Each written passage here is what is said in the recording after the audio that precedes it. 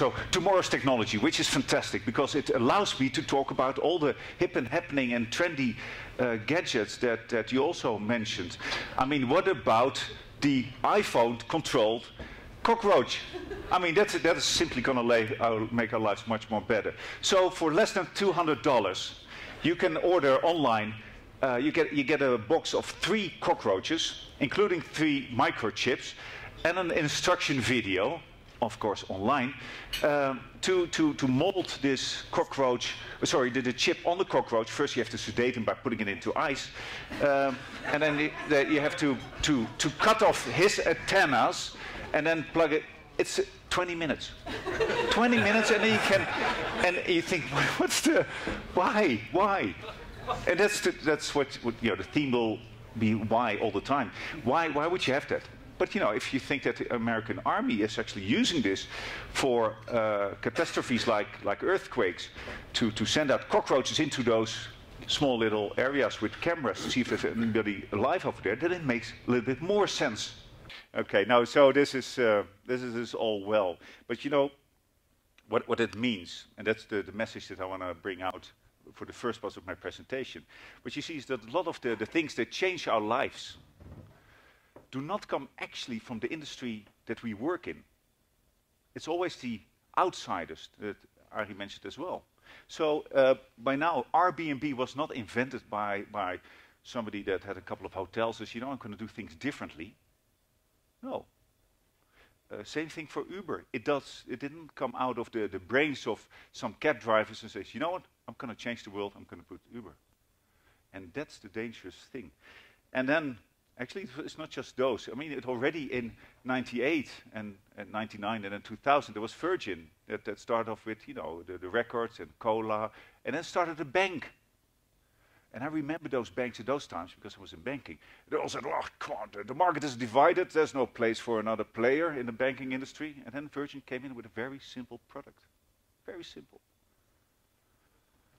And it took a position over there. But you know, now a little bit closer to our house. A little bit more closer to the insurance industry. I mean, half of you come here to see what Brian had to tell about the new things. But most of us are curious. What is Google going to do in insurance? And this message shook up our world. This was only 4 years ago, when in the UK, Google bought an aggregator, an hippo, if you will. And everybody was up in arms. WTF.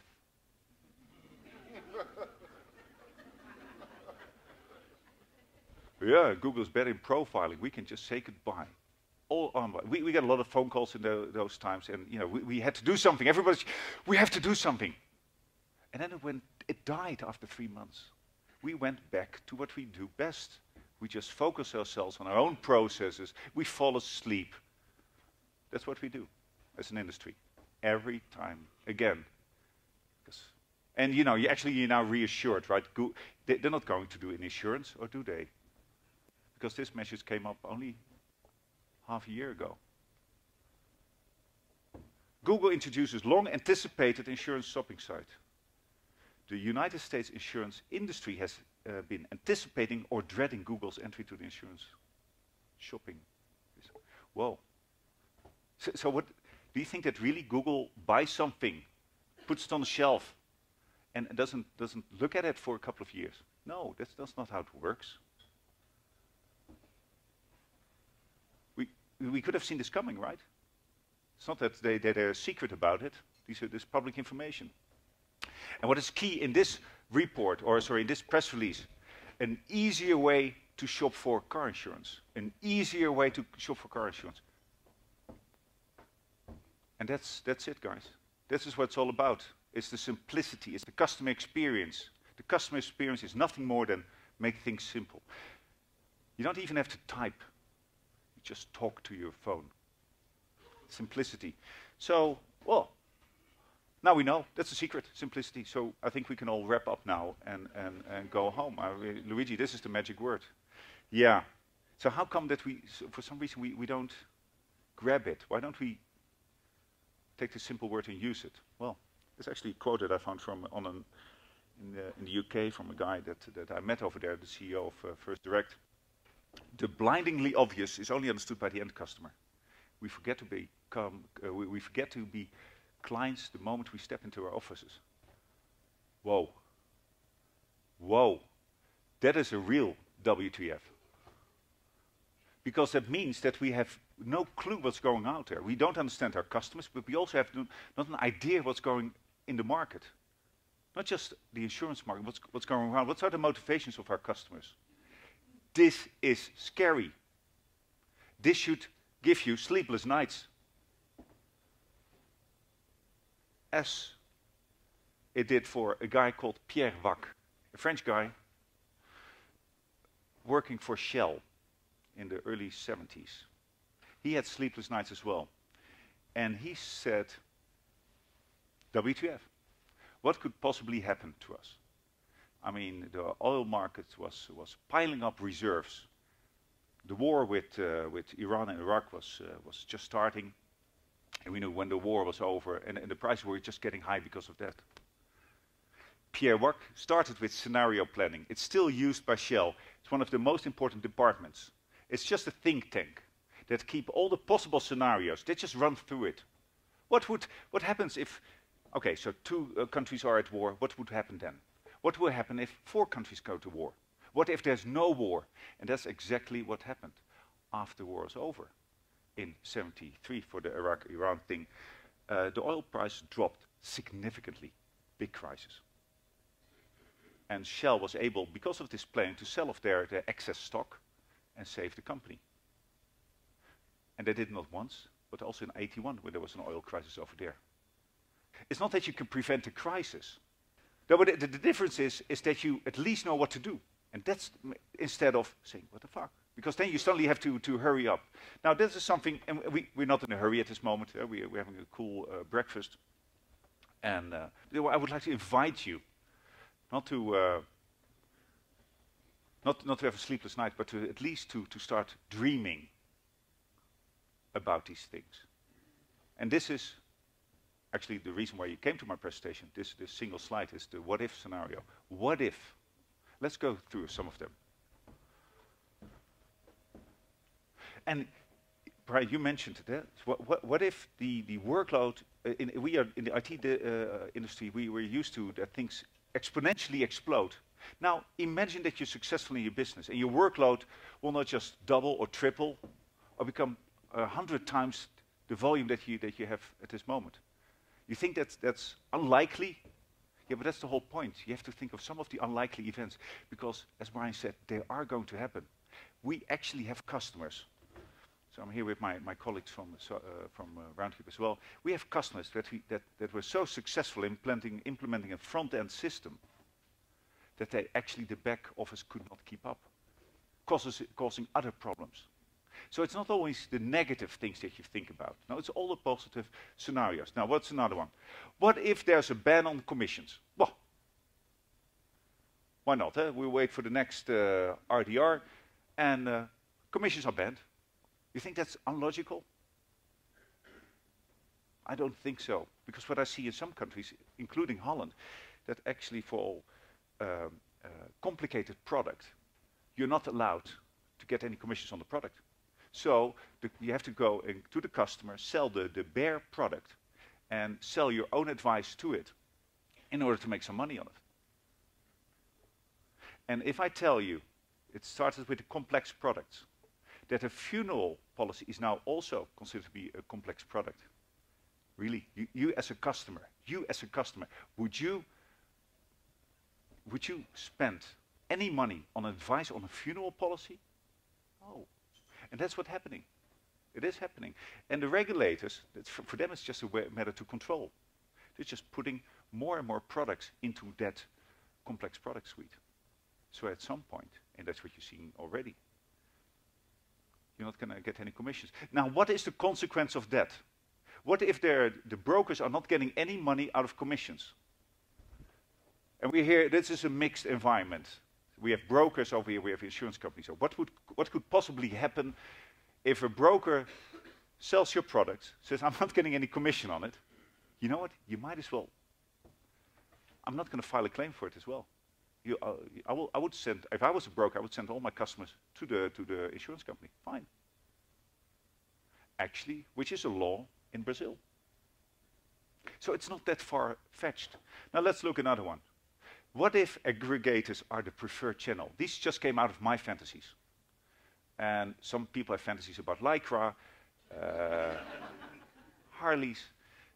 This is one of my fantasies. No, it is. So what if the aggregators are the preferred channel? What if the South African government says, you know what, we have an hippo, but what do we need to rest for? And you think, nah, come on, that's so illogical. Those things will not happen. Well, coming back to the headlines, that in South Africa, I see a lot of things that are not logical here, including some of the legislation. But let me give you the background on why I put this on. It's not just us, our companies that are it's not getting younger in the business because of getting the millennials in there. No, it's actually the legislators as well. So we used to have this I don't know, PR people that would have a conversation with the legislator on a regular basis, drink coffee, how's the market, yada-da-da-da. What we see now, after 20 years, they're completely new girls and boys coming in and saying, yo, Luigi, tell me, we have the customer, and there's a product factory that produces insurances. Why do we need to rest? And then we're going to fight it, as he said. We're going to fight it. So no, we have to. It's get better advice. And hang on, are you now insulting the customer because he's stupid? He can't. He doesn't know how to I don't know, to close a policy. Is that what you're saying? And that's what many groups have done, like lawyers when it comes to divorces. When you wanted to divorce, you had to go to a lawyer. I'm still paying off my first marriage. My brother divorced a little bit later. He did it online. He already paid off. Well, he's not paid off his first marriage, but at least the cost of the lawyers. You see, let's not insult the customer in this. Now, what if? So you see the background of my what ifs. It's not that unlogical. They come from things that we see globally. What if I do nothing? What would happen? And that's exactly the attitude when you're coming to my previous slide. An outsider comes in and says, he's not doing anything. And these are also the conversations that I have with some of my customers or prospects over here. They say, yeah, but the competition is not doing anything. But what happens if the competition does something? And that something could be anything. I know what will happen. I get a phone call. Oh, Luigi, we have to do something, this and this and this. And that's where you walk behind the facts and not in front of it. Those are the scenarios you have to think about. What if I had to get, that's the spelling mistake, by the way. What if I have to give an advice upon every new renewal? So a customer buys something and you give him advice. What if the legislator will say, the customer has to choose out of 3 or 5 policies? Also, if you're an insurer. So then that means that you have to start selling products from others, at least to give a comparison. And what if you have to do it every time upon renewal? That's what's going on, actually, in Europe. And we don't have the monthly renewals, we typically have the yearly, but we're getting there. We're slowly looking at the South African model. And maybe we're going to skip and do it at hourly renewals, depending on what kind of insurance it is. So, what if? Now, before I go to the next slide, I mean, you know what the biggest danger, this is the sad part of the story, actually, the part that I'm going to scare you. You know what's the biggest threat to all of this? That's you. I said in advance it's not going to be pleasant, right? I didn't say this was all going to be good. No, it's you. It's really you and me, for that matter. It's you and me. We have taken over the positions of our bosses. But slowly we have become one. Hell, I even look like one. I'm going to change it right now. Thanks, Felipe, for wearing a tie. I think you do it for me. There's another gentleman over there that has a tie. Thanks for doing that. But we almost look like our bosses. We make the same mistakes that we promised ourselves not to make in 1998. But it's true, huh? So because what we do, we went into the comfort zone. We do our mails constantly, and we think we're doing a good job. But do we ever sit back and think of, let's change the business? No, we leave it to others. But it's time that we grab ourselves. It's time that we grab ourselves. And squeeze very hard in the places. Not that hard, but just enough that will stimulate you to do something. Now, maybe I'm not a good inspirator for this. I mean, what do I know? But I know there's a guy maybe that can help in this. This is not the chicken or egg discussion, ladies and gentlemen. And you have a choice, and that is my conclusion. The choice that we have is very simple.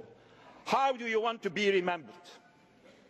As an electoral accident who made its people poorer in his country? Or want you to be remembered, Mr. Tsipras, as a real revolutionary reformer in the tradition of Trikoupis and Venizelos? I'm not talking about the Venizelos of PASOK, the new one. I'm talking of the real Venizelos, the big leader between the two world wars, who modernized this country, a liberal, who in fact modernized his administration. That is the choice to make.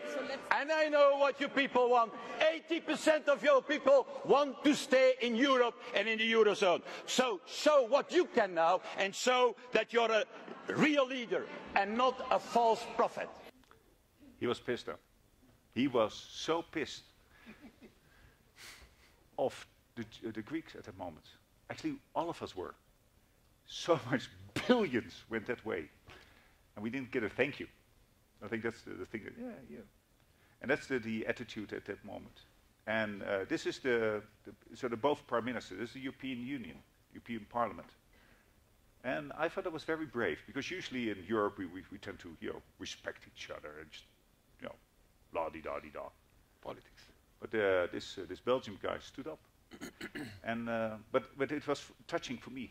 Like, you, how do you want to be remembered? Fantastic. How do you want to be remembered? Well, there are multiple ways to be remembered.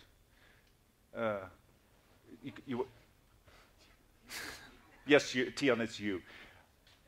The point is, with this slide, is that that's how we are. That's how we roll. That's how we roll. What I want to say with this point is that you don't have to do it alone. So that was actually on the RISKAFRICA regatta 2 weeks ago. We had a good time. We became first in our class. Special catamarans. There was only one catamaran. And we became last. And the other 19 teams were already in there. But we had a good time, as you can see. We had a fantastic time. And whilst the others was really shifting from one side to the boat, and the other is we did the same thing, but just to catch the sun. Business should be fun. We had fantastic conversation with our prospects even, and our prospective customers. And that's the other thing that I want to bring to you. It's not always that doom and gloom, but you have a little bit more fun. Sometimes we look at the Brians of these worlds that they got it all made. Work for Google. Come on, it's you. You have to make fun of your work. And that brings me closely to something else. Now, again, this is only for me. It's just an old building with a bunch of people of it. This is the Herengracht. For anybody that has been in Amsterdam knows that this is the most expensive property in Amsterdam. So this is where all the private banks are. It's very upmarket. And in this specific building, it used to be owned by a bank, also a private bank, and they had a library over there. You can imagine how it was. Very colonial, very, very upmarket once again. But I was invited over there, not by a bank, but by a startup. So as a company, we tend to support and coach a couple of startups, and I'm one of the mentors. And this is Rockstart. They took ownership of this building, and the guy that introduced me over there, the person that wanted to be coached, guided me through. And I came up, again, fully dressed. And when I came into the door, complete chaos and anarchy. People were having fun, we're doing business, boys and girls. It was fantastic to see. Very vibrant. So he led me through the building and talked to, 3D printing, that's from the past. They talk about new things, it's fantastic. These people also they accept the fact that it could be broke and bust in 3 months. It's just, yeah, and we'll just try to find funding, and if we won't succeed, then we'll do something else. And we're just here to protect our mortgages, right? Anyway, so he was leading me around, says, Luigi, this is Rockstart. Rockstart is an accelerator for startups. They host the startups, they'll give them mentors and funding to get them through the first 100 days, and then you get from you get from seed funding to A funding, the whole way. He said, but from the 50 companies that resides over here, only 5 are business to business. The other 45 are doing business to consumer. And for them it's easy. I said, what? For them it's easy? I have a whole industry, the insurance industry, if you will, that has troubles understanding the customers. And you're saying that those 45 companies, they have an easy task? Yeah, because we just can relate to ourselves. Remember the first remark? We can't relate to ourselves anymore, and we should. So now, what I need your help for, Luigi, is to understand, the business to business, because what we come across whenever time when we have a good idea, which is revolutionary, which will save costs, which will enhance customer experience, they're pushing us back. They come with all sorts of procurement rules, and we need a long list of references and what have you. They make it difficult for us to come in. That was confronting with the act, because actually I did the same thing. At a certain point, you have a position, and you start pushing people away, right? Because you're too important, you don't have time. So I've allocated, at least one of my tasks of what I've done is I've allocated time, 2 days a month, where everybody can just go and meet me if they want to bring something to the table. And that has enlightened my world. And there's a lot of bullshit in there as well. But you have to see through it. Now, in conclusion, dream. Do the what-if scenario planning. Don't do it alone. There are many people, like the Filippos, the Aris, the Bryans, the Mark for that matter. Everybody can help you to create these scenarios. And just be a little bit more prepared.